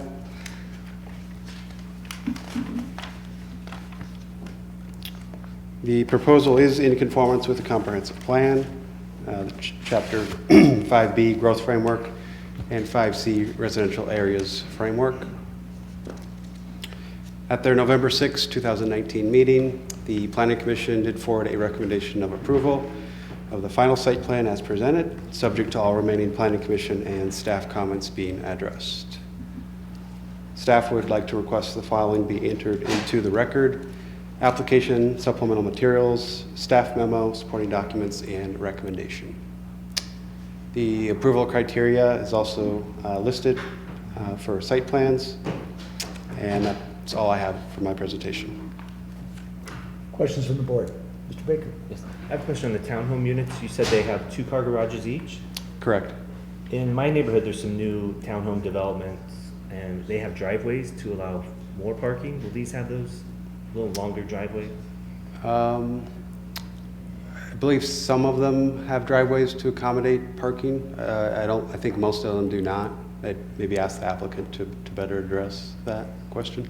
Okay. Another question regarding parking. We changed our standards for multifamily. Does this factor in, or is that only for apartments? I guess these are multifamily, so those do apply, yeah. So they meet our But they new do parking meet that, yes. standards. Okay. Thank you. Any other questions from the board? Any further information? Mr. Carter, over you. The only thing I would ask is that the applicant have an opportunity to speak if he wishes to. Otherwise, he can stand on the record that's been made. Mr. Wellman? I'd be happy to answer any questions. Each of the units does have a 2-car garage. They are accessed to essentially what would be considered the rear of the unit off a drive. And when we began the design of this, we looked at putting longer driveways in, and that wasn't a desirable approach at that point in time because of emergency access with fire trucks and potentially ambulances and these kinds of things. So we decided to keep the access to the garages fairly short and not have a parking driveway in the rear of each of the structures. We have provided more than adequate parking for the entire project, I believe. I think there's like 409 total parking places for a project that's got 127 units or something like that. So it's almost overparked, But that includes street parking. including street parking and off-site visitor parking. Any other questions you might have for me? Thank you. Thank you. If there's nothing else, I would seek a motion. What's the number? I move that we approve resolution number 2019-81 as presented. Second. We have a motion by Mr. Wilson and a second by Mr. Baker. All those in favor, vote yes. Opposed, vote no.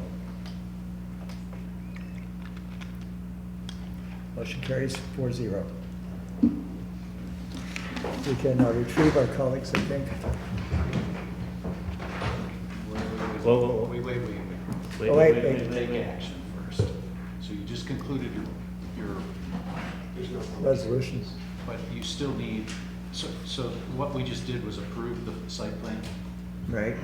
I couldn't tell what the motion was. Okay, Yeah. that's fine, sorry. We just completed, yeah, number 8. Thank you. Are you Okay. new? or what? What? Is it safe? It's safe. We had Just to wanted to make click our sure what I was thing. hearing. It passed. Forgive me. No public comment. Oh, okay, that's why it was so quick. Okay, let's see. Figure out where we are then. That brings Number 9. us, Item thank 9. you, Mayor Pro Tem Bennett, to item 9, resolution number 2019-82. A resolution of the Windsor Town Board in favor of the efforts of the Windsor Housing Authority in seeking financial support from the Colorado Housing and Finance Authority with respect to a senior housing project proposed for a location within the town of Windsor, Colorado, and specifying the financial support available in conjunction therewith.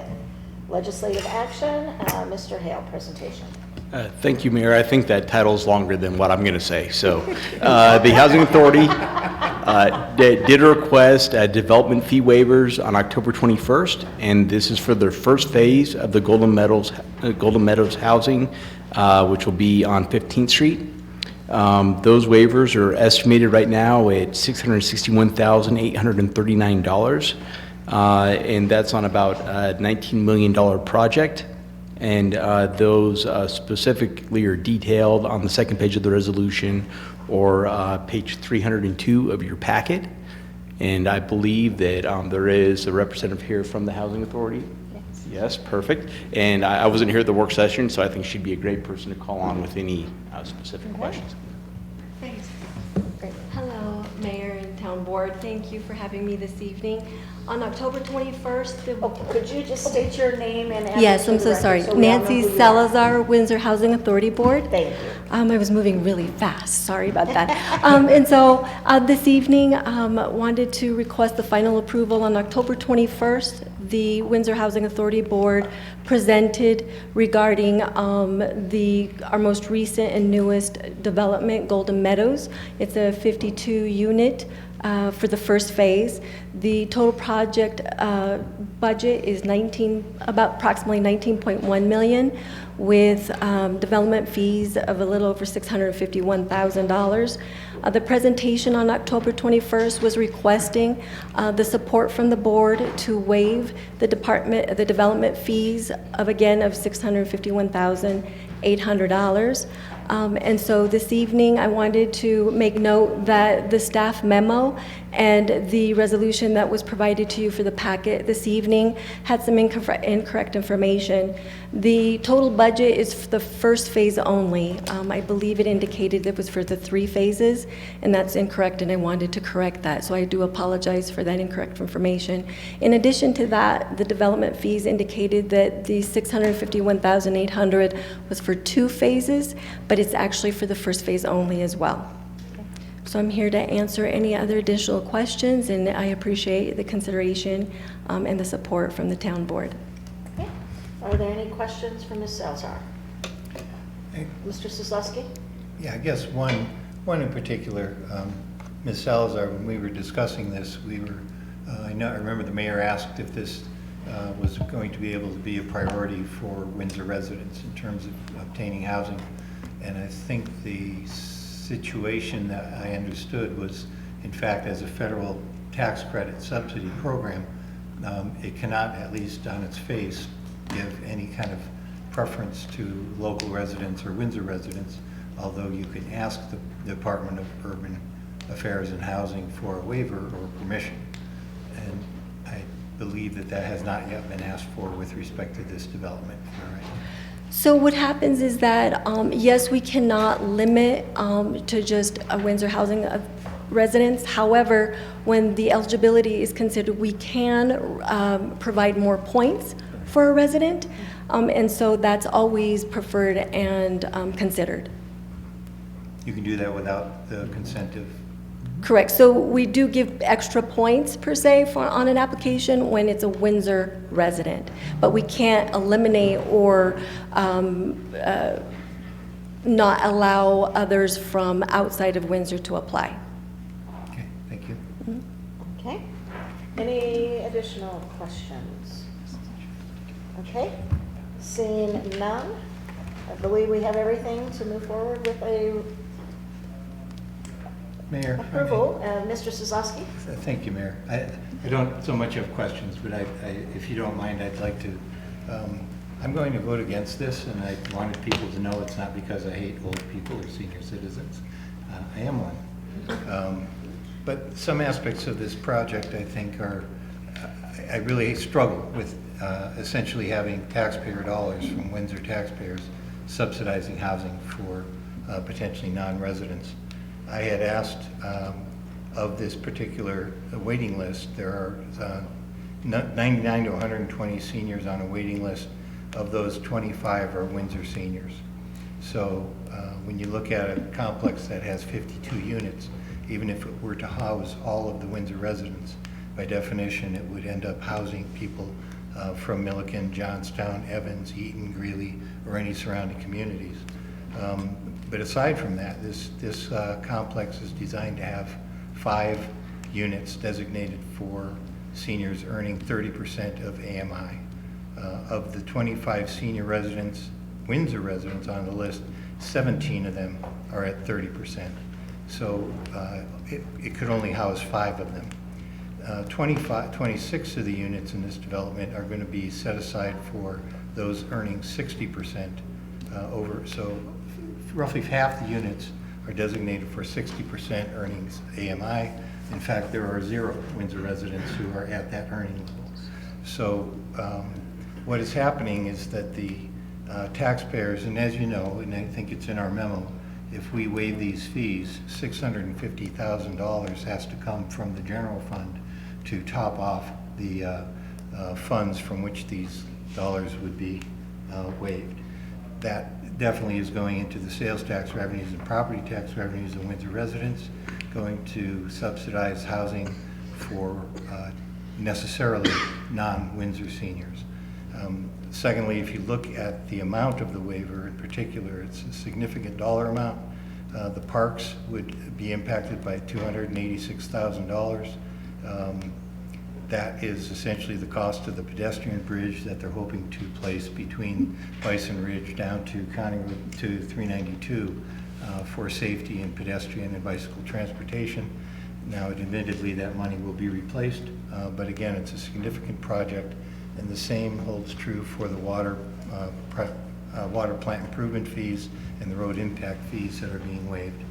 So at the end of the day, again, I just feel like this is Windsor taxpayer dollars not being used in a project designated by definition not for Windsor residents. I did want to add though, and so since providing the presentation on October 21st, the Windsor Housing Authority Board did agree that we would open it up to 55 and older. So it's not just 62 and older, which will increase and open up more opportunity for residents as well, for the Windsor residents as well. So the age still, the federal application for CHAFA still considers 55 and older as senior living, and so we wanted to ensure that the board knew too that we added that in addition to the 62. So there'll be more residents and more applications that will be considered as well. So I am, and I was, in favor of this resolution, and I know that we've got some weather conditions, so I won't state all the reasons why. But since I have been involved in town board for 10 years in this community, the one constant denominator and request that I continuously get is from our senior citizens who say we need more options and more housing. And I believe that you probably aren't seeing the number there because folks understand there's a 3-year wait. Right. I know folks who aren't even bothering to get on that wait list because the wait is too long and they have needs that need to be answered in a more timely fashion. And so when the Windsor Housing Authority completed our workforce housing years ago, I challenged them as their next project specifically to find senior housing based on what I was hearing in this community. And I don't doubt for a minute, Mr. Sosowski, that you aren't accurately, you've done your homework, and I'm sure that you are accurately reflecting what you have found. But I do believe that this is a good project, and that in the end, just like I think we got some numbers not too long ago about the workforce housing and the many folks that we have in those, I think it was over a huge percentage that are Windsor residents that are living in our workforce housing. I believe the same will happen once we build or know that this is coming, the same will happen here. So I certainly will support this resolution this evening. And with that, I would seek a motion.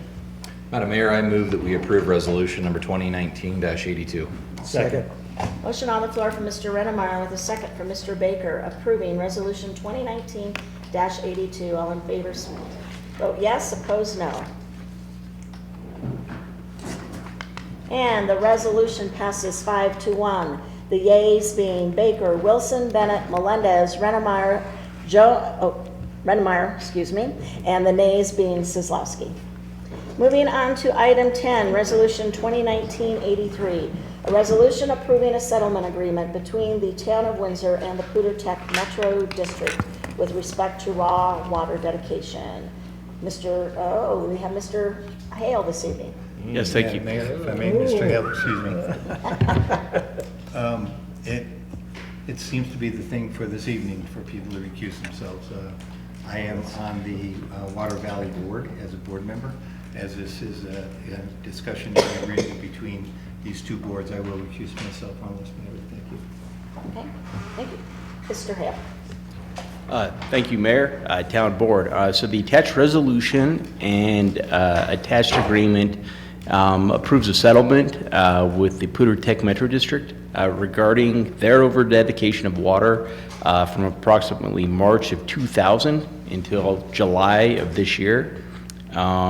The Poudre Tech Metro District's Board of Directors has approved the form of the agreement and is ready to approve this agreement based on this board's approval. So we have a few of us that put all this together.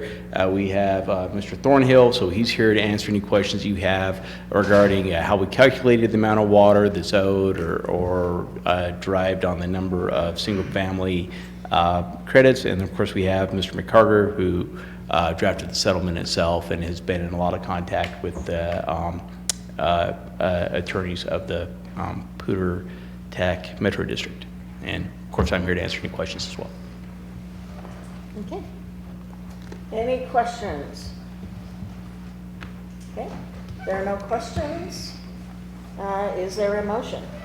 Madam Mayor, I move that we approve resolution number 2019-83. Second. Motion on the floor from Mr. Rennemeyer with a second from Mayor Pro Tem Bennett approving resolution 2019-83. All in favor vote yes, opposed no.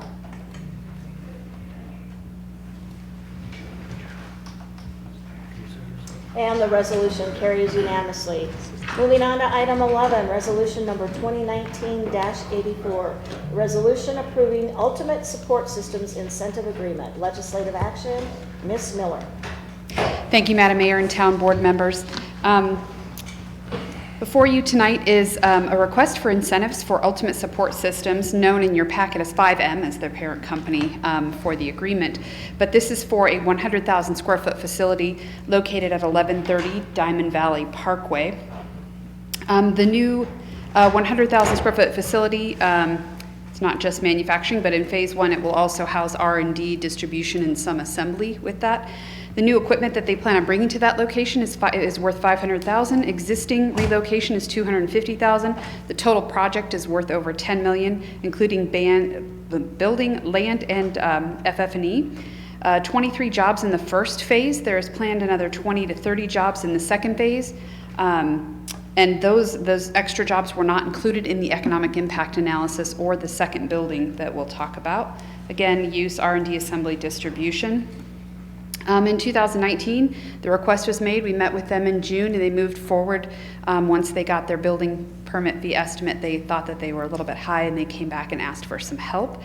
So the fee waivers that they asked for, and then they asked for Windsor use tax at 50%, but we only came to an agreement for the use tax to be waived at $159,286. As you can see, their total fees is over $600,000. It's also in your packet. The economic impact analysis over 10 years leaves us with a net fiscal benefit of $963,524. There's a little bit better view because that's really tiny, so sorry about that. The incentive payback will be about 7.5 years, and it has no effect on our economic development fund, as there are no enterprise fund fees being waived with this request. So there is an applicant's representative here, or a prospect representative. Steve Wimp is here in the audience if you have any questions. He joined us this evening. So, but I am requesting approval of Resolution 2019-84, the incentive agreement for fee waivers and reimbursements for the business attraction of Ultimate Support Systems. Any questions for Ms. Miller on this request? I'd like to ask, could you, and maybe this question isn't for you, maybe it's for the applicant, but what the nature of the business is? The cover letter doesn't really go into it too much as to what they're... So Ultimate Support Systems is a company that produces and does R&D for both musical, like software and or mic stands in the musical industry. So it all has to do, am I stating that correctly? Yeah, you can go on and explain it a little bit better. But it all has to do with R&D and research about software around the music industry, as well as products that are being produced for musicians to use, such as mic stands, music stands, those kind of entities. So there will be some assemblage at the site and distribution mainly, but there won't be high truck traffic or anything because it's not a lot of stuff coming in or out. It's a lot of what they do on site is also the R&D, which is nice. My other follow-up question to that, though, was it says that the majority of the building was going to be, they were going to be the tenant of the majority. What percentage? I mean, obviously the town's right, subsidizing the fees. And right now they're planning on 60,000 square feet in their internal first phase one. However, there are some acquisitions in place that may make them take the full building right away. If not, they would potentially lease out the other 40,000, but then there is enough room on that 8.7 acres to build another 53,000 square foot building that is to be determined as a new tenant, to attract a new tenant into there, or several tenants if the space is divisible from that. So right now they are planning on moving into at least 60,000 right away, and then, but as things are going and talking to the owner, they look like they appear that they may right off the bat take all of that 100,000. Thank you. Mr. Sosowski. Just to clarify, I think you misspoke when you were saying the payback. You said 7.5 years. Oh, I'm sorry. You are. Thank you for that correction. 7.5. Yeah, 7.5 months. Yeah, you are correct. Thank you. I'm used to the years, but that would be a doozy. Yeah, no. This is a quick one. It's 7.66 technically months. Yeah. Okay. Any further questions from the board? Since the applicant came out in this weather, would you like to add anything to the conversation while you're here this evening? No, thank you. She did through. Okay. With that, I would seek a motion. Madam Mayor, I move that we approve resolution number 2019-84. Second. Motion on the floor from Mayor Pro Tem Bennett with a second from Mr. Wilson approving resolution 2019-84. All in favor vote yes, opposed no.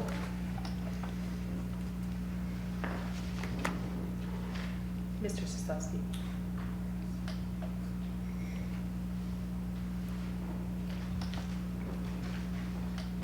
I'm going to clear the voting and have you raise trouble.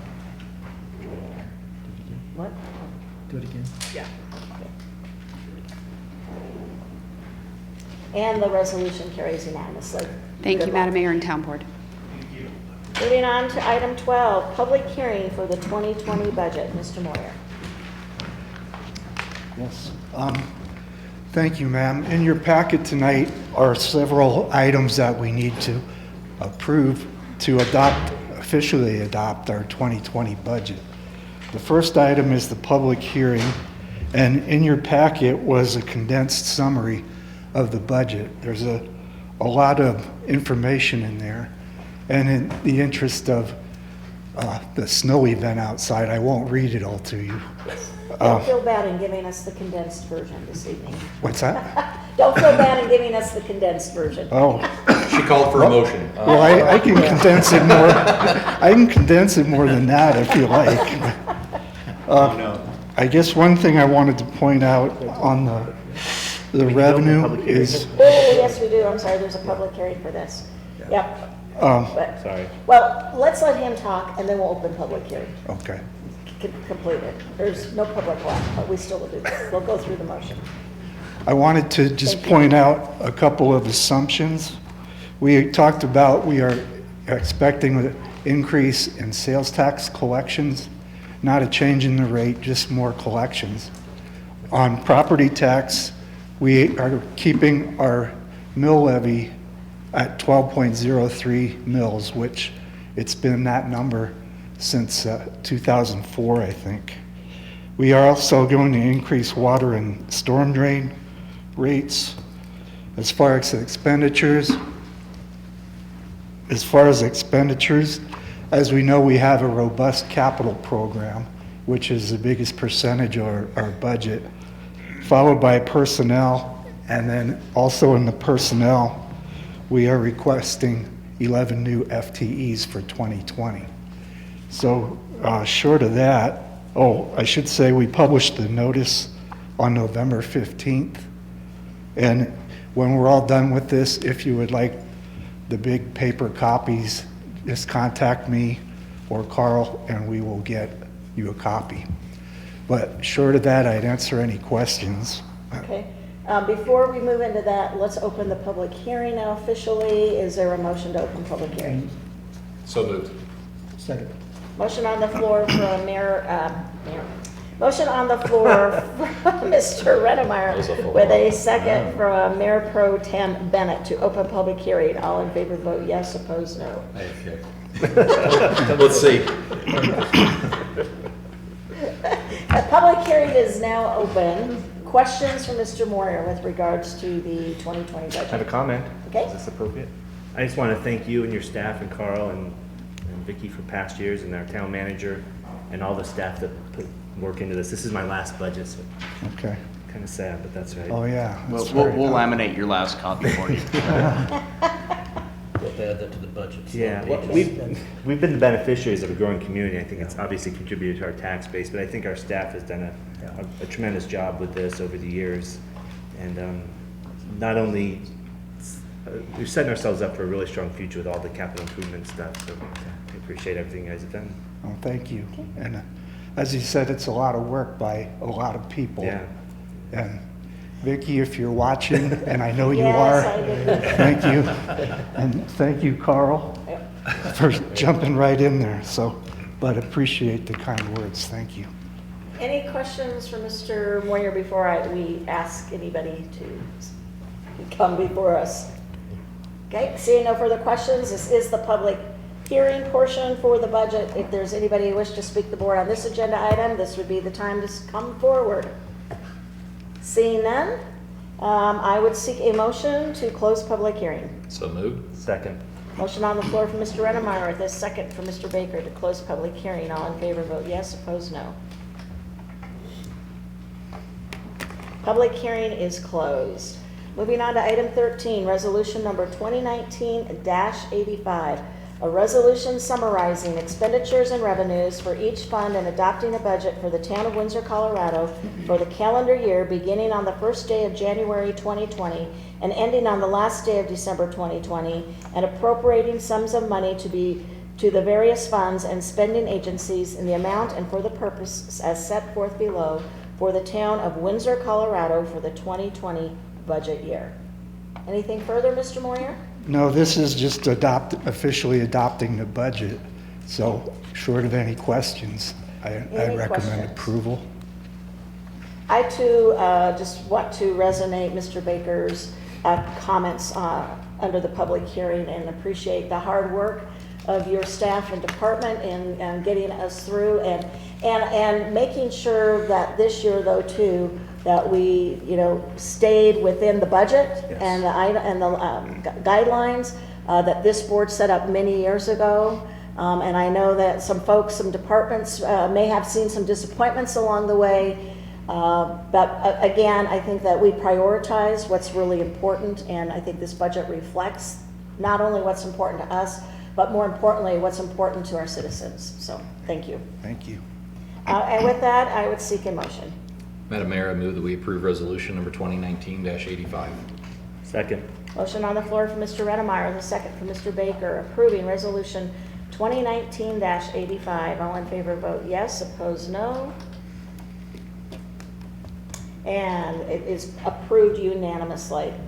Moving on to resolution number 2019-86, a resolution levying general property taxes for the taxable year 2019 to help defray the costs of government for the town of Windsor, Colorado for the 2020 budget year for Weld County. Mr. Moyer?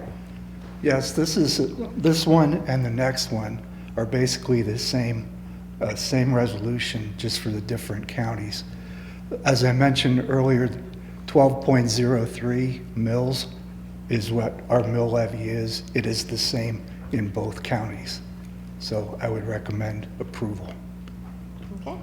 Any questions for Mr. Moyer on this one? If not, is there a motion?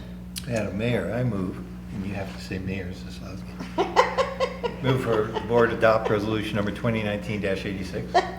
Some things are forced. We have a motion on the floor from Mr. Zaslowski with a second from Mayor Pro Tem Bennett approving resolution 2019-86. All in favor vote yes, opposed no. No, I really object. And the resolution passes unanimously. Item 15, resolution number 2019-87, a resolution levying general property taxes for the taxable year 2019 to help defray the costs of government for the town of Windsor, Colorado for the 2020 budget year, Larimer County.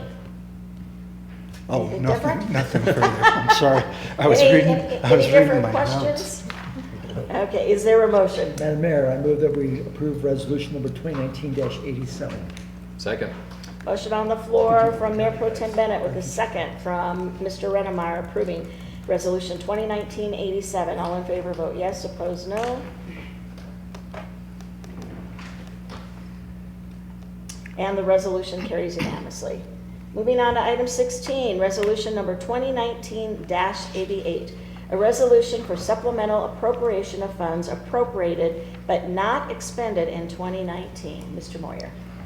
Yes, ma'am. As it says in the title, we had some fairly large projects that we had in the 2019 budget that we are not going to get finished until 2020. In years past, in a situation like that, we would do the project the following year and then do a supplemental budget at the end of the year. What we're going to do this year is for transparency, we know what those projects are going to be carried over, and they are fairly large dollar amounts. So we wanted to call them out in the beginning of the year. We did have some discussion about that during our budget meetings. So in order to stay transparent, we moved this to the beginning of the year rather than the end.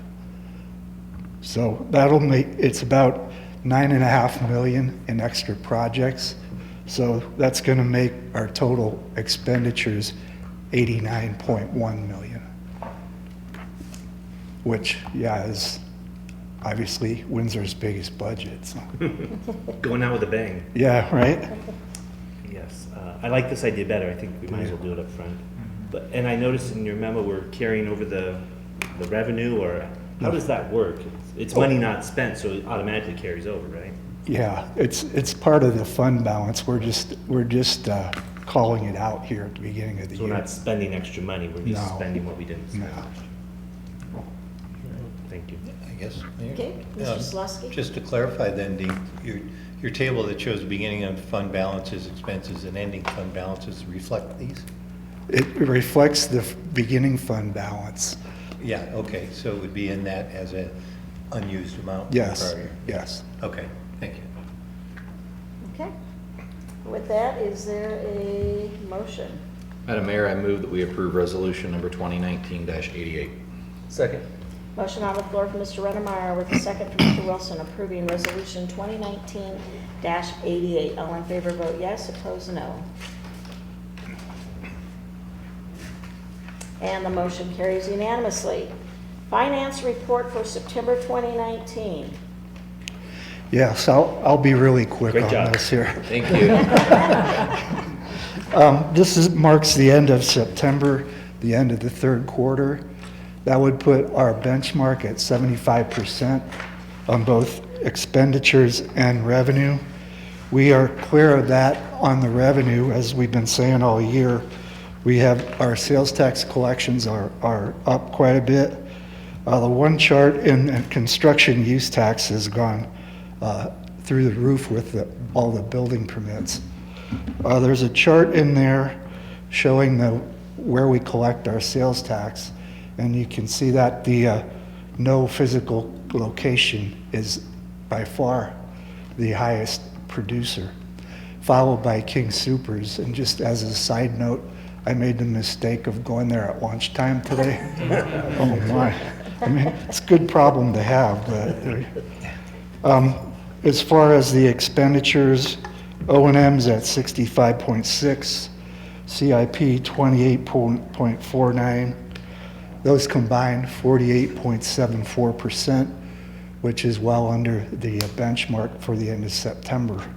Now, just today, I did sign some really large checks, so I think we'll have some money going out the door here to finish up some projects. So, that being said, short of answering questions, that's my report for September. Any questions from Mr. Moyer? Okay. With that, and because of the time this evening, I would say we forego communications unless anybody has anything vital to say. At this point in time, other than we want to wish everybody in Windsor happy and safe Thanksgiving as we roll into Thanksgiving week this week. So with that, Mr. Hale? Yeah, Mayor, I just want to say for the record, for anybody watching, tomorrow all administrative offices, all non-essential personnel will be on a 2-hour delayed start in Windsor. So that'll be the rec center, town hall, the police department, and public works, at least for the offices. So right now the biggest snow is kind of out west, so our Larimer County folks, you're going to hit the thick of it. We have about 5 inches plus, and we have had a few traffic signal issues tonight, but it sounds like town crews have got those addressed and everything is working now. So far so good. And that's it. Thank you. Well, thank you for that announcement. And everybody, please continue to drive safely in these weather conditions, or better yet, don't be driving in these weather conditions. Stay at home. With that, I would seek a motion to adjourn. So moved. Second.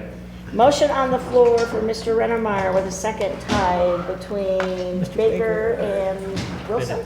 Bennett. Or Bennett? To adjourn, all in favor signify, all in favor vote yes, opposed no. We are adjourned. Do we want to jump into Kern Board, or are we going to delay that? You guys may have to spend the night here. Yeah. Yeah, but we can delay it. It's not. Okay. And I've got the business card from that gentleman. I would like to have one. Yes, I would like to have one.